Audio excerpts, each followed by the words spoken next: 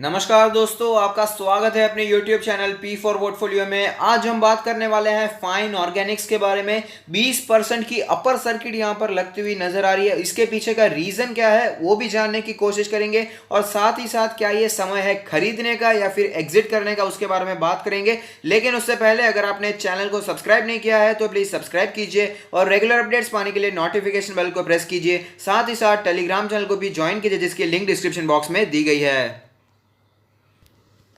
तो आप देख सकते हैं फाइन ऑर्गेनिक्स का लास्ट ट्रेडेड प्राइस है 2762 रुपीज, जो कि 19.68% हमें ऊपर दिखाई दिया है। मार्केट कैप है 8,500 करोड़ के आसपास। पी रेशियो है 53.72। इंडस्ट्री का पी है 35.62। प्राइस टू बुक रेशियो है 13.48। डिविडेंड यील्ड है 0.25% के आसपास। और अगर बात करें डिलीवरेबल्स के बारे में तो वो है 49.13%।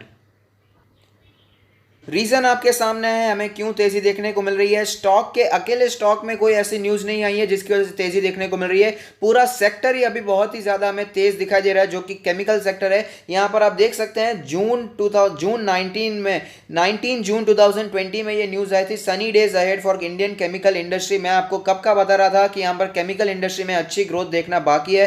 The Indian chemical sector has built up world class capabilities over the past few years and been moving up the value chain at a rapid pace. तो इसी वजह से हमें फायदा देखने को मिल रहा है। और भी कई सारी चीजें हैं, आप देख पाएंगे कोविड-19 has brought an opportunity through low labour cost to compete with China in exports of specialty chemicals, believe experts. For long, China has been dominating specialty chemicals export market and currently sell about 2.7 times that of India. यहाँ पर आपको पता ही है China क्या कामकाज कर रहा है। चाइना बहुत सारे यहाँ पर देश को उंगली कर रहा है। इसी वजह से चाइना के सब लोग खिलाफ हो चुके हैं। और मैं आपको कई समय से बता रहा हूँ हमें केमिकल सेक्टर में ग्रोथ देखने को मिल सकती है। हमने आरती इंडस्ट्री, विनाती ऑर्गेनिक्स, दीपक नाइट्रेट जैसे कई केमिकल शेयर्स में बाइंग भी की थी। और यहाँ पर हमारा चाइना से कंपटीशन होने वाला है। हमारी इंडियन जो कंपनीज है केमिकल सेक्टर में वो भी काफी अच्छा काम करती है। और यहाँ पर लोग चाइना से दूर होकर दूसरे देशों में जाना चाहते हैं, अपना मैन्युफैक्चरिंग करना चाहते हैं, अपना काम का जो भी ट्रेडिंग रिलेशन है चाइना से कम करना चाहते हैं और दूसरे देशों से बढ़ाना चाहते हैं। तो ये एक पॉजिटिव इफेक्ट होता है। इसी वजह से हमें यहाँ पर पूरे केमिकल सेक्टर में ही आग लगती हुई नजर आ रही है। तो चलते हैं चार्ट्स पर, वहां पर कैसी सिचुएशन बनी हुई है उसके बारे में भी बात कर लेते हैं।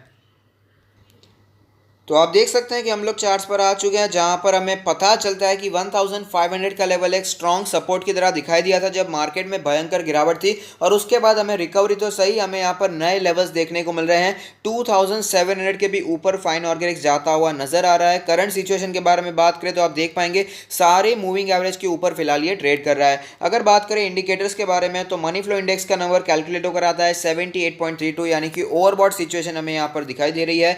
आरएसआई के बारे में बात करें तो आप देख पाएंगे आरएसआई का नंबर कैलकुलेट होकर आता है 79.79। यहां पर भी क्लियरली ओवरबॉट सिचुएशन दिखाई दे रही है। एमएसीडी के बारे में बात करें तो यहां पर ऑफ कोर्स हमें बुलिश क्रॉसओवर ही देखने को मिलेगा। आप देख पाएंगे धमाकेदार बुलिश क्रॉसओवर हमें यहां पर देखने को मिला है। अगर बात करें बॉलिंजर बैंड के बारे में तो आप देख पाएंगे बॉलिंजर बैंड के मीडियन के आसपास स्टॉक ने सपोर्ट लिया और उसके बाद जोरदार तेजी हमें यहां पर देखने को मिल रही है। अपर बैंड का लेवल है 2581 के आसपास का लेवल, जिसके काफी ज्यादा ऊपर क्लोजिंग भी देखने को मिली है। लोअर बैंड का लेवल है 1965 के आसपास का लेवल। पिवट पॉइंट्स के बारे में भी बात कर लेते हैं। पिवट लेवल कैलकुलेट होकर आता है 2052 के आसपास का लेवल। दो रेजिस्टेंस हमें यहां पर टूटते हुए नजर आ रहे हैं। तीसरा पिवट रेजिस्टेंस जो है वो करंट मार्केट प्राइस के बिल्कुल ही नजदीक है, 2744 के आसपास ही हमें दिखाई देता है। नीचे के लेवल्स के बारे में बात करें तो यहां पर 1900 और उससे भी नीचे जाए तो 1700 के आसपास के भी लेवल्स दिखाई देते हैं। हालांकि इतनी ज्यादा गिरावट आगे आने वाले कुछ ही दिनों में हो जाएगी, इसके चांसेस काफी कम दिखाई देते हैं। ऑल टाइम चार्ट भी देख लेते हैं, जहां पर एक कैंडल वन डे को ही रिप्रेजेंट करेगा क्योंकि ज्यादा पुरानी लिस्टिंग नहीं है। अब देख पाएंगे धमाकेदार ग्रोथ हमें देखने को मिल रही है। फाइन ऑर्गेनिक्स हो या कौन सी भी केमिकल सेक्टर की कंपनी हो, धमाकेदार ग्रोथ हमें केमिकल सेक्टर ने बना कर दी है। और अगर बात करें यहाँ पर पोजीशंस के बारे में तो लॉस का तो मतलब ही नहीं बनता। अपने ऑल टाइम हाई के आसपास स्टॉक ट्रेड कर रहा है, लेकिन अगर आपने इसमें नीचे पोजीशन बनाकर रखी है, आप अभी प्रॉफिट में चल रहे हैं, लॉन्ग टर्म के इन्वेस्टर हैं, तो प्लीज कंटिन्यू होल्डिंग कीजिए। जैसे कि मैंने कहा केमिकल सेक्टर में हमें धमाकेदार तेजी देखने को मिल सकती है। एक दो महीने से कह रहा हूं और आप देख सकते हैं हमें धमाकेदार तेजी सिर्फ फाइन ऑर्गेनिक्स में ही नहीं और भी कई स्टॉक्स में हमें देखने को मिल रही है।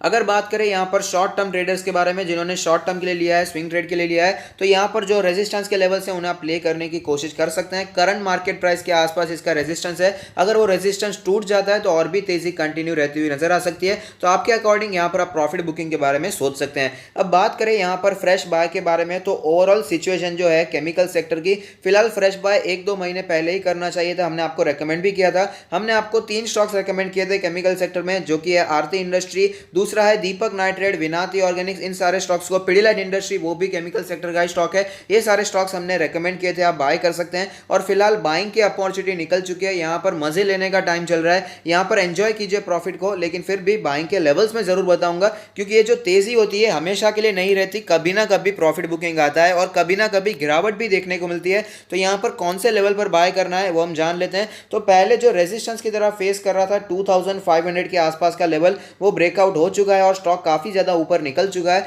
तो अगर आपको स्टॉक 2500 के आसपास दिखाई देता है तो ये एक लेवल हो सकता है जहां पर आप लॉन्ग टर्म के लिए बाइंग कर सकते हैं। लॉन्ग टर्म के लिए बाइंग इनिशिएट की जा सकती है 2400 से करके 2500 के आसपास के लेवल पर, क्योंकि 2500 एज ए रेजिस्टेंस दिखाई दिया था, अब वही लेवल एज ए सपोर्ट हमें दिखाई देगा। लेकिन जो लोग फिर भी वेट करना चाहते हैं वो वेट कर सकते हैं 2300 के आसपास के लेवल का। अगर आपको स्टॉक कहीं पर भी 2200 से 2300 के आसपास दिखाई देता है तो वहां पर भी आप बाइंग के बारे में सोच सकते हैं। फिलहाल केमिकल सेक्टर काफी ज्यादा तेजी में दिखाई दे रहा है, तो यहां पर स्टॉक्स को चेस करने की कोशिश नहीं करनी है।